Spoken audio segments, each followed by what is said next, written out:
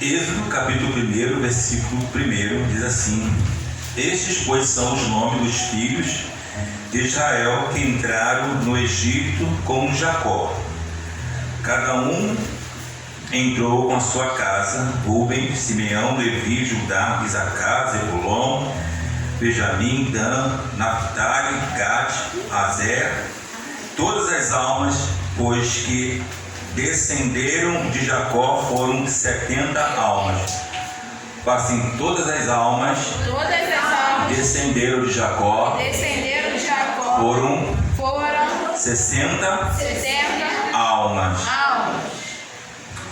Então diz que José, porém, estava no Egito, sendo, pois, José falecido, e todos os seus irmãos, e toda aquela geração. Repete comigo: sendo, pois, José falecido, e todos os seus irmãos, e toda aquela geração. Toda vez que eu pedir para você repetir, eu queria que você sim prestasse atenção, tá? Sempre que eu pedir para você repetir, é porque eu estou... Pode sentar, filha. É porque eu estou pedindo para você dar uma atenção que eu estou querendo dizer aqui, que pode edificar a sua vida, né? Vamos lá. Onde eu parei? 6 agora, né? 7.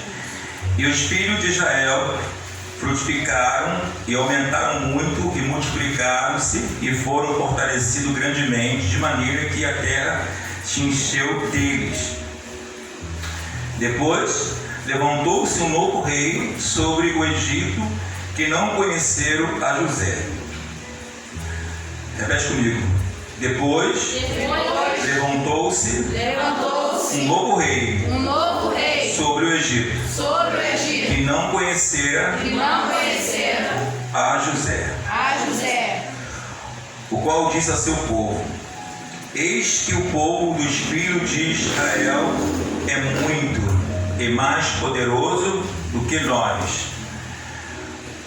Ele diz assim, o rei: Eis que o povo de Israel é muito e é mais poderoso do que nós. Mas quando eles chegaram ali, eles eram quantas almas?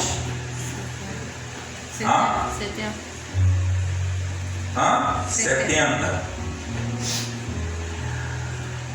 Então, agora ele se torna um povo de uma multidão de gente que nasceu ali, uma multidão de 70, uma multidão que o ponto que o próprio rei do Egito, um novo rei que se levantou, ele disse: Israel tem tanta gente em número mais do que o Egito.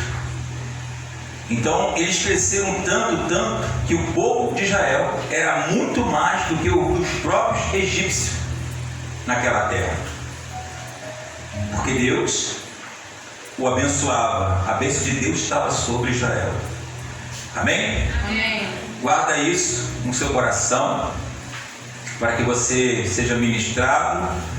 Talvez eu estou contando uma história, mas uma história que vai testificar a sua vida, algo que esteja acontecendo aqui. É importante eu falar isso aqui, né? De uma minoria que cresceu, né? É importante. De uma geração que se foi, que José faleceu e deixou uma história. E essa história ficou esquecida. E você sabe que quando você para de contar algo que é bom, é esquecido. Se você todas as vezes você ficar contando do que Deus fez na sua vida, isso te fortalece e fortalece as pessoas. Todas as vezes que você tem o prazer de contar o que Deus fez, o livramento que Ele te deu, a cura que Ele deu no teu corpo, o livramento que Ele deu ao seu filho, o livramento que Ele deu ao seu marido, a cura no seu marido, a cura no corpo do seu filho, todas as vezes que você conta tudo que Deus já fez na sua vida, você tem prazer, isso fortalece sua fé e fortalece também a fé dos ouvintes. Mas quando você para de contar, você esquece que houve uma história na sua vida, Porque na sua vida houve uma história, na minha vida houve uma história, houve uma nova direção, houve uma direção de Deus na minha vida. Eu sei o dia que eu encontrei o Senhor, eu sei o dia que eu fui batizado com o Espírito Santo, eu sei.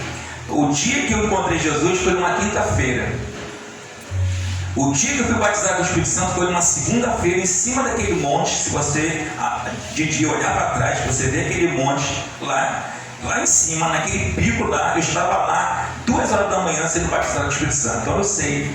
Então existe uma história. Isso aí é uma história na minha vida. Isso aí é uma história viva, uma história real, é um fato, é algo vivo, real que está dentro de mim. Eu não posso esquecer. Quando eu esqueço isso, eu esqueço quem eu fui e quem o Senhor fez na minha vida. Então, eu li com você isso para dizer o quê? Que José, que era o governador do Egito, ele morreu. E todos os seus irmãos também morreram. Então aquela descendência ali foi crescendo, nascia gente, morria gente, nascia gente, morria gente, até que o faraó, um novo faraó, ele fez um decreto.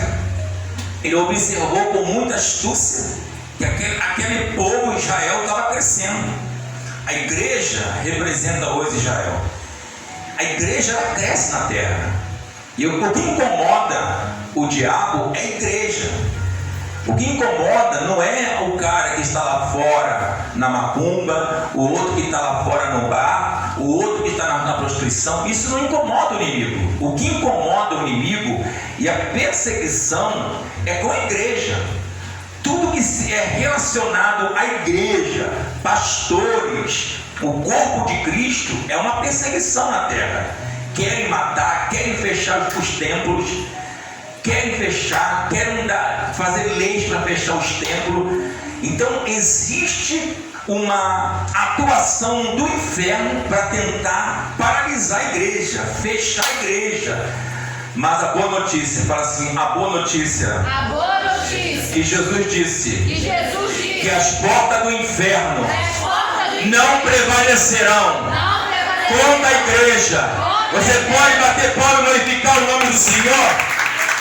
Jesus disse que as portas do inferno não podem prevalecer contra a igreja.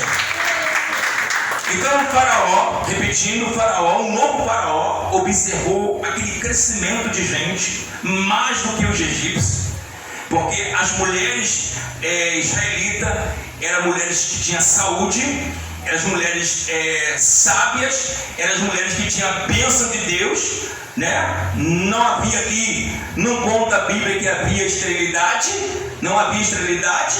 Então as mulheres iam tendo filho um atrás do outro, e as egípcias tinham problema disso.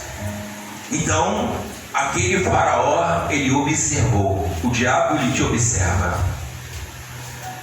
O diabo te observa quando você vem para a igreja. O diabo te observa quando você começa a buscar a Deus. O diabo te observa quando você começa a fazer um propósito com Deus. Ele começa a te observar. Ele sabe que o passo importante que você deu, Deus já enviou o anjo para caminhar contigo, para te dar força, para te fortalecer. Um propósito de jejum que você faz, você já começou a crescer. Tudo que você faz na fé, você começa a crescer. Tudo que você faz, você ora, você começa a crescer. Você jejua, já começa a ter um crescimento, né? Talvez você sente, eu estou sentindo fome, mas o seu espírito em jejum começa a estar ali sendo alimentado pelo Espírito Santo e pela palavra. O Espírito Santo vai fortalecer o seu espírito porque você está em jejum. O Espírito Santo fortalece você, faz você lembrar a palavra quando você começa a fazer uma oração, buscar a Deus. Ele começa a te fortalecer e nesse crescimento o diabo, ele olha e diz, ele está crescendo. Ele está crescendo. E foi assim. O versículo 9. o qual disse a seu povo: eis que o povo dos filhos de Israel é muito mais poderoso do que nós. Eia, usemos sabiamente, uma tradução fala de astúcia, para com eles, para que não se multiplique, e aconteça que, vindo a guerra, eles também se ajuntem com os nossos inimigos e pelejem contra nós. Suba da terra. E os egípcios puseram sobre eles maiorais de tributos, que eram guardas, para os afligirem com suas cargas. Edificaram a Faraó a cidade de tesouro, Pitom e Ramassés. Presta atenção aqui agora. Então, quando aquele rei, ele deu uma ordem seguinte: vamos colocar soldados, porque eles trabalhavam livremente, eles tinham uma vida normal ali, eles tinham uma vida normal, mas o que estava incomodando ao rei era o crescimento. Repito, o que incomoda a Satanás é o nosso crescimento. Crescei na graça e no conhecimento. Jesus disse que nós temos que crescer na graça e no conhecimento. Isso quer dizer, preciso orar, eu vou orar. Preciso consagrar minha vida, vou consagrar. Ali tem um caminho mau, eu não vou ir. Ali tem um caminho errado, eu não vou colocar nem os meus pés ali. Eu vou fugir da roda dos escarnecedores. Eu estou me santificando. Isso quer dizer que estou crescendo. Estou crescendo. Quando eu dou esse espaço de fé, esse espaço de oração, de comunhão, de renúncia do pecado, eu estou com vontade de xingar um palavrão, não vou xingar. Eu estou com vontade de gritar e falar para aquela pessoa que aquela pessoa precisa ouvir. Ela me ofendeu, eu não vou fazer isso. Por que eu não vou fazer isso? Porque isso não agrada a Deus. Quando eu dou esse espaço de fé, renunciando à minha vontade, deixando de fazer o que eu quero, eu começo o quê? Espiritualmente crescer. E isso incomoda Satanás, o crescimento. Por quê? Porque a gente não somos mais aquela pessoa que qualquer coisa a gente se desviava. Qualquer vento a gente se desviava. Qualquer perseguição a gente se desviava. Olha a estrutura que você já tem. Olha a capacidade. Olha o seu intelecto espiritual. Olha a sua postura espiritual, como já é bem transformada, já é bem equilibrada. E o diabo sabe que você cresceu na tempestade. O diabo sabe que você cresceu na perseguição. Quando perseguiu seus filhos, você se manteve em oração. Quando perseguiu o seu casamento, você teve um equilíbrio emocional. Você já não é aquela mulher que grita, que faz escândalo. O diabo observou que você teve um crescimento. E alguns crescem muito rápido, porque se entrega demais. Então você já não é mais aquela pessoa que você um dia foi. Por quê? Porque houve um crescimento. E esse faraó observou: está me incomodando o crescimento desse povo. O problema é o crescimento. O problema no mundo espiritual, a guerra que ele trava com a gente, é o nosso crescimento. Aquele pastor tinha tudo para fechar aquela igreja, não fechou. Aquele pastor tinha motivo, tinha 1000 motivos para dizer: eu vou fechar a igreja, não aguento mais, eu vou parar. Então aquele pastor não fechou. Por quê? Porque naquela nuvem escura, naquela tempestade, naquela perseguição, naquela dor, ele permaneceu se sujeitando a Deus, buscando a Deus. E houve então um crescimento. Isso incomodou Satanás. E sempre vai incomodar Satanás. Então Satanás, ele é assim. Ele sempre coloca alguns guardas. Você viu aqui? Vamos ler aqui de novo, por favor. O 10. Eia, usemos sabiamente para com eles, para que não se multiplique. Eles não podem se multiplicar. Aconteça que, vindo a guerra, eles também se ajuntem com os nossos inimigos e pelejem contra nós e subamos da terra. Eis que os egípcios puseram sobre eles maiorais de tributos, para, repete comigo, para os afligirem com suas cargas. Edificaram a Faraó cidades de tesouro, Pitom e Ramassés. Eu vou ler o 12 agora. Mas quanto mais os afligia, tanto mais se multiplicava e tanto mais crescia.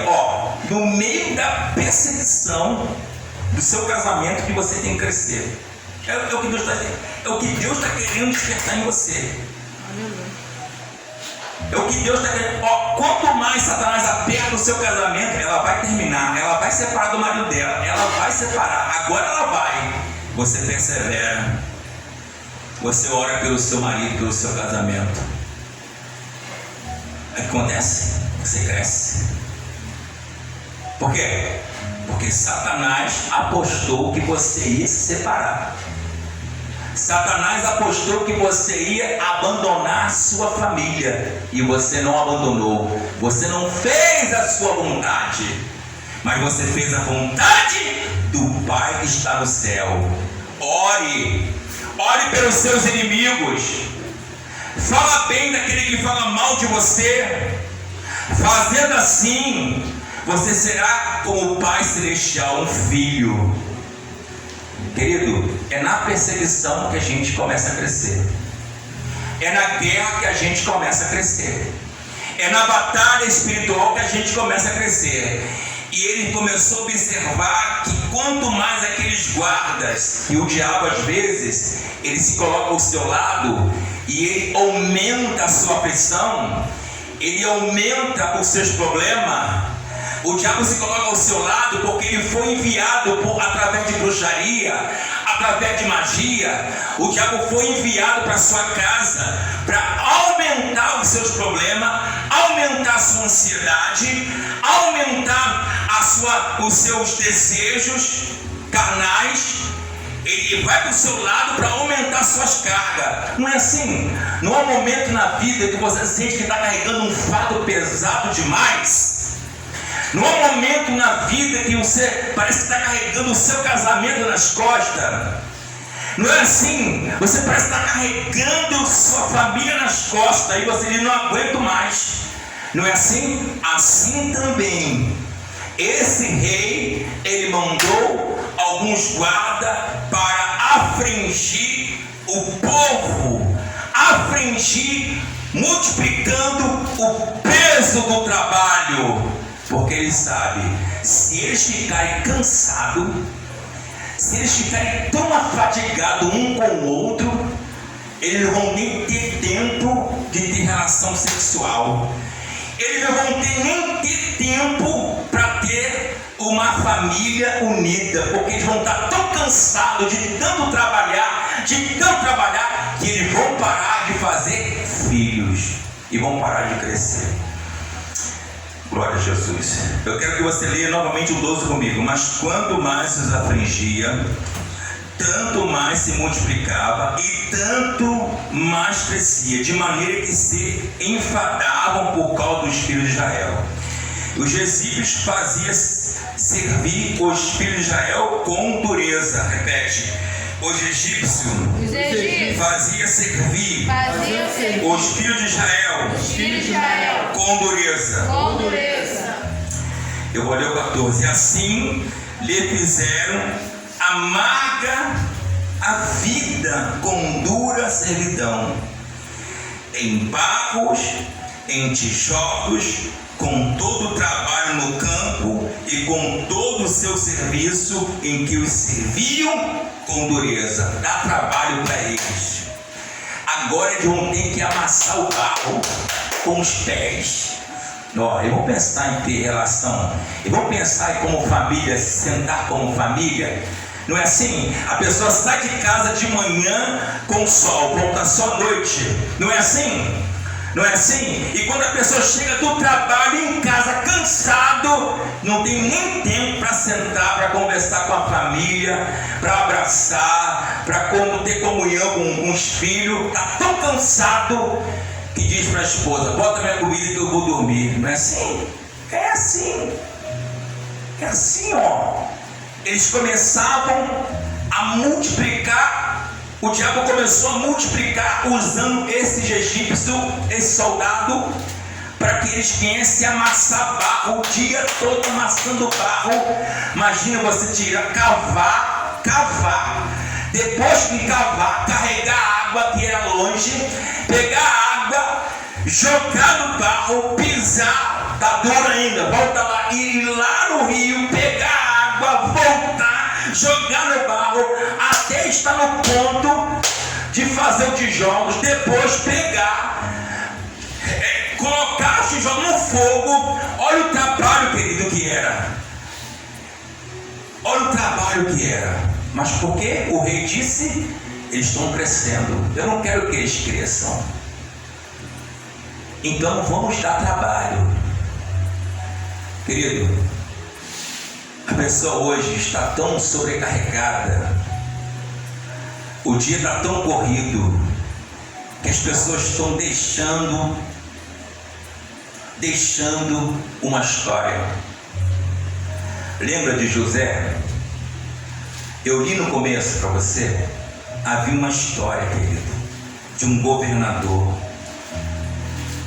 Havia uma história espiritual de um homem usado por Deus naquela terra. O homem que era escravo se tornou um governador e deixou um grande legado. Eu não posso deixar a minha história. No dia que Jesus me resgatou, vivia como escravo de Satanás, vivia pela rua, bebia, já fumei cigarro, já me prostituí. Eu não posso deixar uma história, um legado de uma transformação na minha vida, de um encontro com Deus, de um batismo com o Espírito Santo, de uma herança eterna, uma herança do céu, paz, alegria, gozo, alegria no meu espírito, amor no meu espírito, que Deus derramou através do Espírito Santo. Eu não posso deixar uma herança, um encontro que eu tive com Ele. Eu não posso deixar uma oportunidade de salvação passar. Eu tenho uma história, eu sei de onde eu vim, e eu sei para onde hoje eu vou. Então eu não posso deixar que Satanás venha atrapalhar os planos de Deus na minha vida. Eu não posso permitir que o diabo venha cansar o meu corpo a ponto de não adorar mais a Deus. Eu não posso permitir que o diabo me desvia para a direita, me desvia para a esquerda, porque ele sabe que o caminho é reto, o caminho é para frente. Ora, Bachuricano, você está deixando a sua história, querido. Você lembra o dia que você aceitou Jesus? Você lembra o dia que Jesus entrou na sua vida? Você lembra o dia que Ele te batizou com o Espírito Santo? Você lembra o dia que Ele começou a te dar a herança? Ele começou a te dar a herança, a justiça, a paz, a alegria, o amor, a bondade, a comunhão, a herança. Eles deixaram a herança, esqueceram toda uma história de um governador, se esqueceram de Deus. Sabe por que se esqueceram de Deus? Por causa do sofrimento, do trabalho, do corpo. Não poderiam mais levantar as mãos. Sabe por que não poderiam mais levantar as mãos? Porque as suas mãos estavam trabalhando no campo de Faraó, não podiam mais caminhar para a presença de Deus. Sabe por quê? Porque os seus pés agora estavam amassando barro. Não tinha tempo com os pés para caminhar para a presença de Deus. Não tinha tempo para levantar a mão para adorar a Deus. Sabe por quê? Porque suas mãos, os seus pés, o seu corpo estava no campo trabalhando para Faraó. Não tinha tempo mais para a família, e a família foi se acabando, a família foi se desfiando, a família foi se destruindo por causa do sofrimento. E o sofrimento é uma estratégia de Satanás para que você perca a herança, perca o que Deus tem na sua vida. Aplaude o Senhor Jesus. Não sei se você está entendendo, não sei se é uma mensagem muito além da sua capacidade, mas essa é o que Deus mandou te entregar aqui essa noite. Você está esquecendo da chamada que você tem. Você está esquecendo, aleluia, do encontro que você teve com Deus, da aliança que você fez com Deus. Você está esquecendo por quê? Porque o diabo está te afligindo tanto, o diabo está te preocupando tanto. Você tem que ganhar dinheiro. Se você não ganhar dinheiro, como é que você vai comer? Se você não ganhar dinheiro, trabalhar, como é que você vai vestir? Então vai trabalhar de dia, de noite. Se der tempo, você vai à igreja, mas se não der, você não precisa ir para a igreja. É assim, é estratégia. E esse rei, ele observou a única maneira de paralisar esse povo é dando trabalho a eles. Porque se eles ficarem o tempo todo trabalhando, eles não vão pensar como família, eles não vão crescer como família.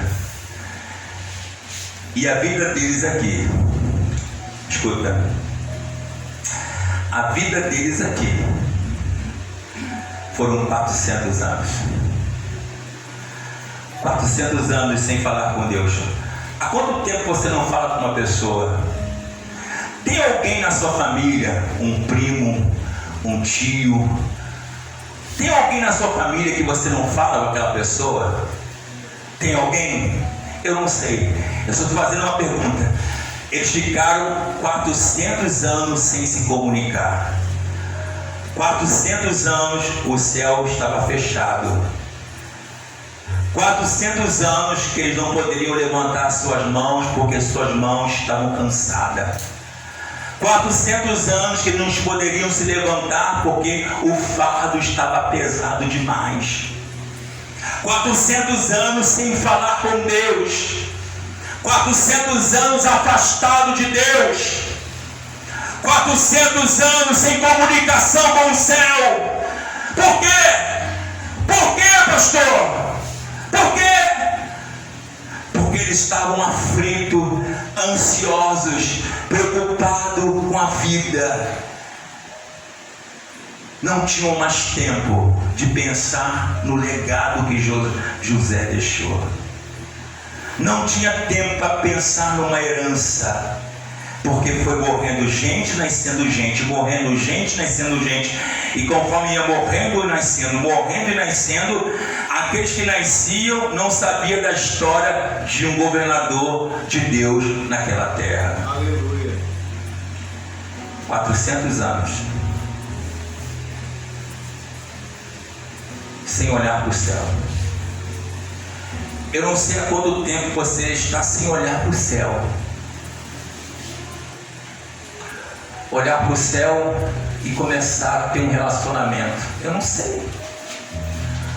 Não sei. 400 anos aproximadamente se passam. Morre gente, nasce gente. Morre gente, nasce gente.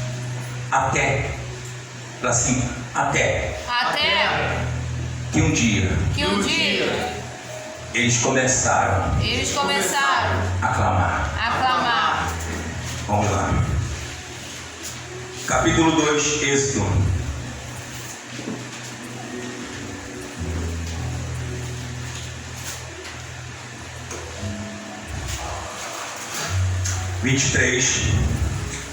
Presta atenção agora, né? Aconteceu, depois de muitos dias, morrendo o rei do Egito, que os filhos de Israel suspiraram por causa da servidão e clamaram. Qual o segredo aqui? 400 anos, olha para o pastor aqui agora, presta atenção. 400 anos em silêncio, sem olhar para o céu. Não tinha resposta de cima para baixo, não tinha voz de baixo para cima. Em silêncio. Aí eles começaram a clamar ao Deus de Israel. Clamor. Eles começaram a gritar. O clamor é quando você diz: Deus! Eles começaram a olhar para o céu. E é isso que eu quero chamar a tua atenção. É diferente quando você lamenta. Será que Deus está vendo o que eu estou passando? Ele não vai te ouvir. Será que Deus não se importa com o que eu estou passando? Será que Deus não se importa com aquilo que eu não tenho? Será que Deus não está vendo o que eu estou passando? Parece que o Senhor está em silêncio e não quer falar comigo. Deus não quer ouvir minha oração. Ele não vai ouvir. Porque isso não é oração. Isso é uma lamentação. Mas quando eles deixaram de dizer isso e começaram a clamar, eles olharam para o alto e começaram a clamar.